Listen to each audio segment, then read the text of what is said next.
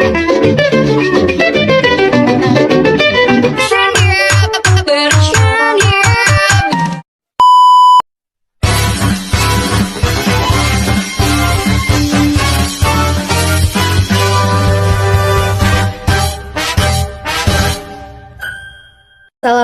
warahmatullahi wabarakatuh. Perkenalkan, nama saya Helda Khaila Nazara Wiguna. Saya Kamelia Cahaya Hoironisa. Saya Dinda Nursipa. Kami akan mewawancarai seorang guru dari SMK 13 Garut yang bernama Bapak Agit untuk dijadikan bahan teks biografi tugas bahasa Indonesia. Dan kali ini saya sudah bersama beliau. Assalamualaikum Bapak. Waalaikumsalam. Saya dan teman saya akan menanyakan tentang kehidupan Bapak. Apakah Bapak bersedia? Ya, silakan. Apa nama lengkap Bapak? Nama saya Agit Sriwan Putra. Kapan dan di mana Bapak lahir? Saya lahir alhamdulillah di Garut, kota yang tercinta. Iya Pak. Bagaimana latar belakang keluarga Bapak? Keluarga latar belakang tidak di dunia pendidikan, semuanya merangkap berbagai bidang. Ayah saya di hukum, sarjana hukum, ibu saya guru bahasa Inggris tapi tidak mengajar bahasa Inggris, hanya mengajar les privat. Hanya keluarga saja. Iya Pak, keluarga saja. Ayah, ibu, adik. Saya kembaran saya bernama Agil. Dia juga sama, tidak di dunia pendidikan, lulusannya teknik elektro. Lalu selanjutnya ada Ronaldo, sama juga adik kandung. Dia lulusan sarjana teknik industri, sekarang kerja di Bank Mandiri. Lalu yang terakhir masih kelas 2 SMP sekarang di SMP Negeri 1 Garut. Apa saja pendidikan formal yang pernah Bapak jalani? Pendidikan formal tidak dari TK tapi langsung dari sekolah dasar. Setelah sekolah dasar negeri lanjut ke SMP negeri, lalu lanjut lagi ke SMA negeri, lalu yang terakhir kuliah di UIN negeri juga, Sunan Gunung Jati Bandung. Apa saja pendidikan non formal yang pernah Bapak ikuti? Pendidikan non formal seperti halnya pernah les, seperti itu kan? Iya Pak. Pernah les bahasa Inggris di GO waktu SMA. Itu saja. Pernahkah Bapak mengikuti organisasi pengembangan diri ketika masa sekolah? Jika ada, berkenankah Bapak menceritakannya kepada kami? Pengembangan diri eskul? Iya Pak. Eskul dari mana? Dari mulai sekolah dasar? Boleh Pak. Sekolah dasar pernah mengikuti pramuka, lalu SMP juga mulai membangun, menyukai yang namanya organisasi. PMR ikut, pramuka ikut, paskibra ikut. Cuman SMP lebih fokusnya ke pramuka. Kalau di SMA sama, di SMA ada beberapa organisasi. Yang pertama pernah ikutan di IRMA. Kalau di sekolah kita ini namanya IRMA. Kalau di sekolah SMA Negeri 11 Garut itu namanya IPMAKA, Ikatan Pelajar Masjid Al-Kautsar, dulu sebagai anggota bidang dakwah. Lalu di Paskibraka Kabupaten Garut,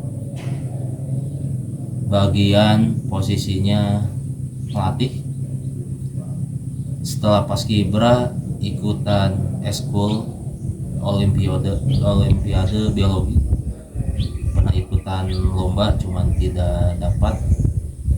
Lalu selanjutnya ikut seni karawitan Sunda, sudah. Lalu terakhir kuliah cuman ikutan dua organisasi. Yang pertama ikutan pencak silat Kraftologi Matahari Tengah Dalam, karena waktu itu sangat berambisi pengen suara azan napasnya gede, tarik panjang. Yang solusinya mengikuti Tengah Dalam itu karena ingin napas panjang. Dan sampai sekarang karena suara sudah berubah seperti ini tidak bisa lagi. Selanjutnya ikutan waktu kuliah himpunan mahasiswa agroteknologi, wakil sekretaris atau dinamakan di sana itu bidang biro kesekretariatan tahun 2011 sampai 2012. Itu saja, terima kasih. Apa saja pekerjaan yang pernah Bapak geluti? Pekerjaan saat kuliah atau saat udah lulus dari kuliah? Dua-duanya juga boleh Pak. Kalau saat kuliah hanya sebentar, bisnis jualan bibit waktu itu, bibit tanaman, membantu teman juga yang kerja di dinas pertanian, sekaligus teman tersebut kuliah juga sama. Nah, setelah lulus dari kuliah, saya hanya kuat bekerja 1 tahun di perusahaan swasta yang sekarang kemungkinan perusahaan tersebut swasta, namanya itu AJB Bumi Putra Iji Salapan 1912. Itu perusahaan asuransi. Dulu bekerja di bidang bagaimana caranya kita menjual sebuah produk kesehatan untuk keluarga yang ingin dulu itu memberikan kesehatan, mungkin kesehatan yang jangka panjang seperti itu. Waktu itu hanya kuat 1 tahun, seperti itu aja. Apa saja pencapaian terbesar dalam hidup Bapak? Pencapaian terbesar dalam hidup saya itu sepertinya belum sampai, karena dulu cita-citanya ingin punya perusahaan. Dulu cita-cita waktu kecil ingin jadi direktur, cuma sampai sekarang masih belum. Kalau anak-anak zaman sekarang kan cita-cita pengen jadi polisi, jadi dokter, Bapak mah ingin jadi direktur. Cuman sekarang nggak tahu nih, waktu SMP itu direktur apa, ternyata kuliah di bidang pertanian, oh ternyata saya harus bergelut di bidang itu. Untuk sekarang masih tahap proses, masih belum ke pencapaian yang lebih besar, masih proses saja. Kalau di sekolah pencapaian sekarang alhamdulillah diamanatkan tugas berat jadi wakil kepala sekolah bidang sarana dan prasarana, itu saja. Apa yang menjadi kelemahan dan kekurangan terbesar Bapak sampai saat ini? Kelemahan dan kekurangan tersebut karena usia semakin lama semakin tua ya.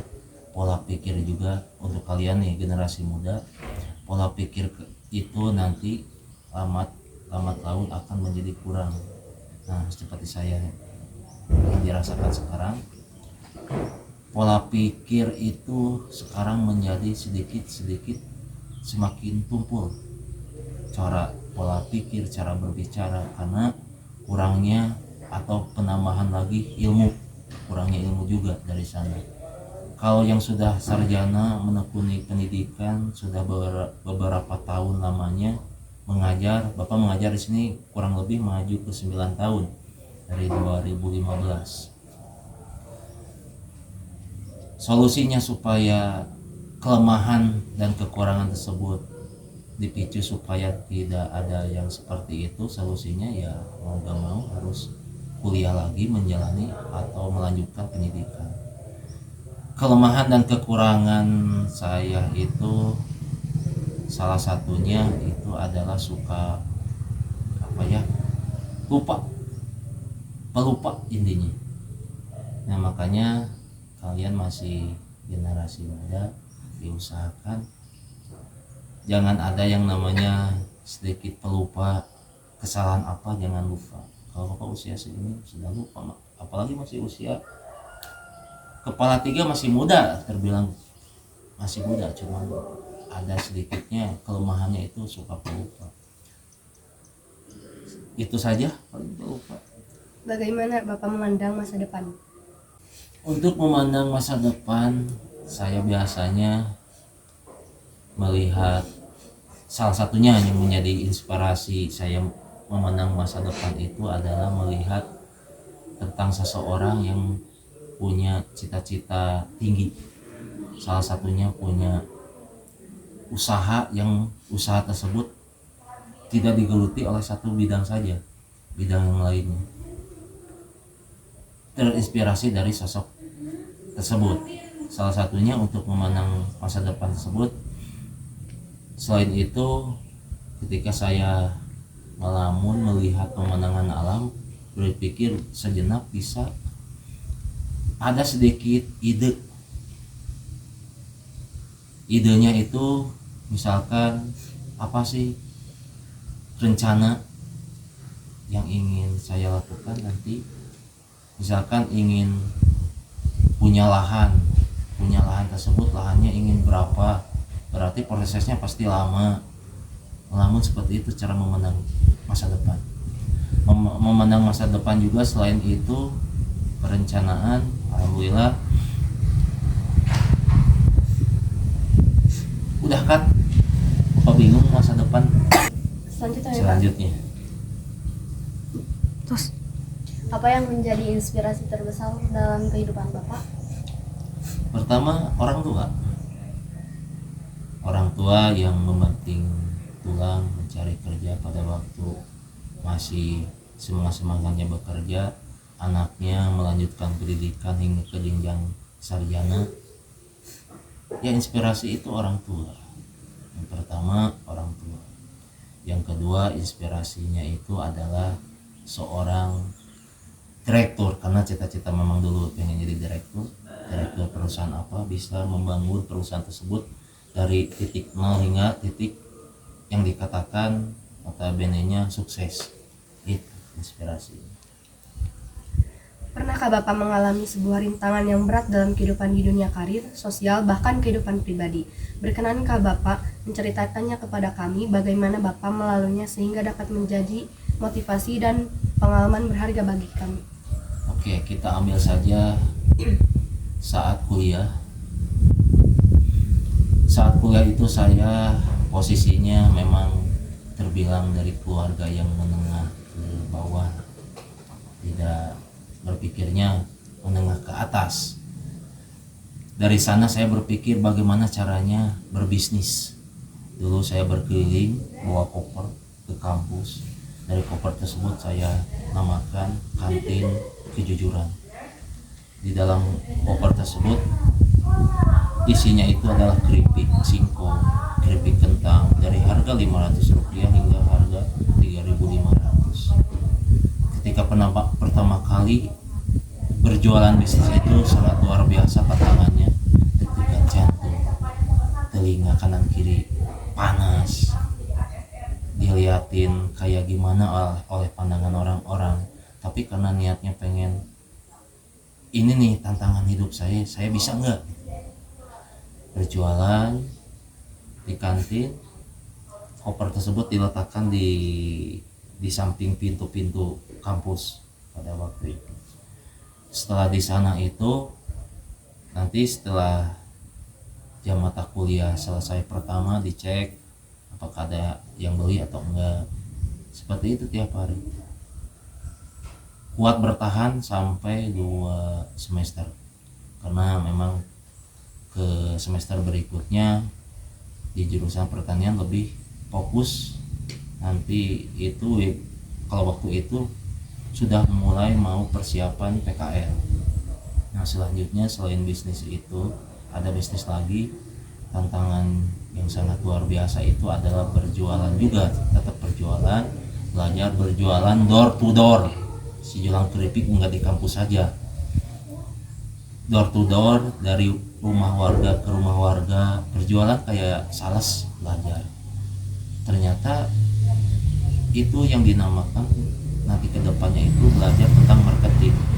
Yang tadi disampaikan, saya pernah bekerja di mana, yaitu di perusahaan asuransi, belajar tentang marketing, door to door. Setelah itu berjualan jaket kulit, karena saya itu lahir di Garut, ingin menjual apa aja, berjualan bisnis itu jaket kulit ke dosen-dosen di kampus. Ada beberapa dosen yang membeli juga. Keuntungannya nggak terlalu banyak, hanya dapat untungnya 20.000 atau 30.000. Karena itu berpikirnya untung segitu tuh buat pengganti bensin.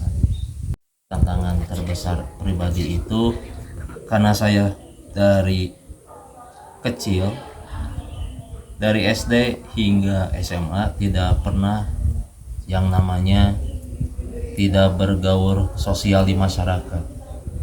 Ketika sudah lulus menjadi mahasiswa, masyarakat tersebut berpikir ketika ada pemilihan RW, ketika ada pemilihan DKM, di masyarakat pada, ya memang ini jujur, di masyarakat pada rame.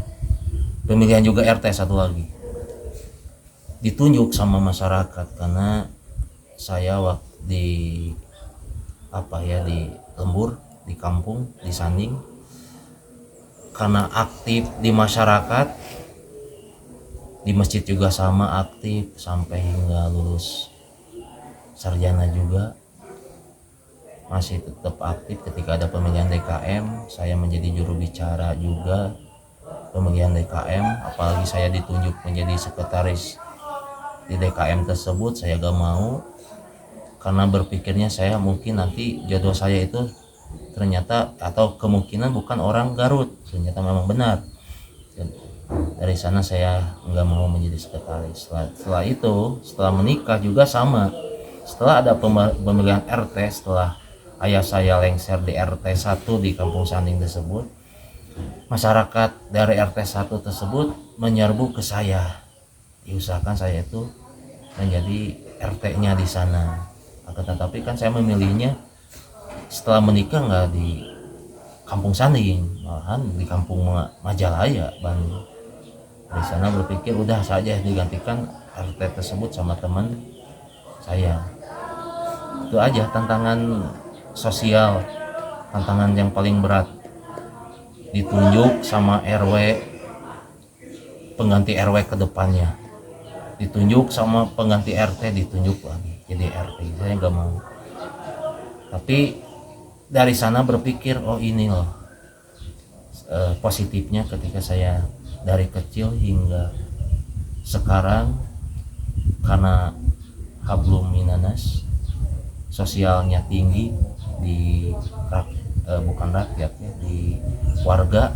Alhamdulillah warga tersebut memandang terlebihnya kepada saya, bukannya sombong, memang seperti itu, karena positif di warga, aktif dalam kegiatan apa, mau itu HUT RI atau apa, dan alhamdulillah gitu, seperti itu saja.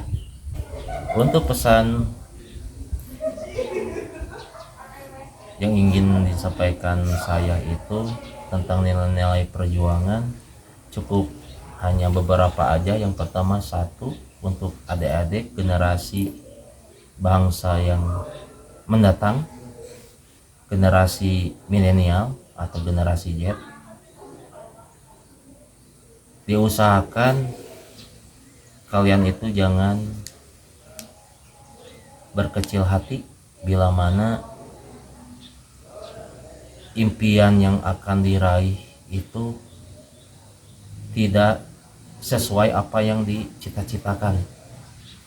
Misalnya pengen menjadi polisi, tapi setelah lulus dari SMK lalu melanjutkan kuliah ternyata tidak sama apa yang diucapin waktu masih kecil. Carilah pekerjaan atau sesuatu yang menarik menurut diri sendiri. Oh, ternyata saya ingin bergelut di bidang ini. Sepertinya saya ini juga sama, dulu pengen jadi direktur, tapi nggak tahu kenapa bisa menjadi pendidik atau pengajar di SMK Negeri 13 Garut ini. Setelah lulus kuliah saja sama, mencari pekerjaan, belum ada lamaran. Dan alhamdulillah ada sosok 2 orang teman rohis juga sama, ngasih informasi, ngasih kesan dan pesan seperti halnya dikukuhkan, coba aja mengajar. dan alhamdulillah ternyata itu yang menjadi salah satu impian saya menjadi pengajar jadi cita-cita. Dan untuk pesan-pesannya itu adalah cukup satu saja, apapun yang kalian jalani untuk kedepannya ya yakin, usaha sampai. Terima kasih. Assalamualaikum warahmatullahi wabarakatuh. Terima kasih kepada Bapak yang sudah meluangkan waktunya pada tugas kelompok kami, tugas Bahasa Indonesia tentang teks biografi dari salah satu guru SMK Negeri 13 Garut. Sama-sama. Sekian wawancara hari ini. Kalau ada kesalahan mohon dimaafkan, kalau ada rasa sayang mohon diungkapkan. Wassalamualaikum warahmatullahi wabarakatuh. Dadah.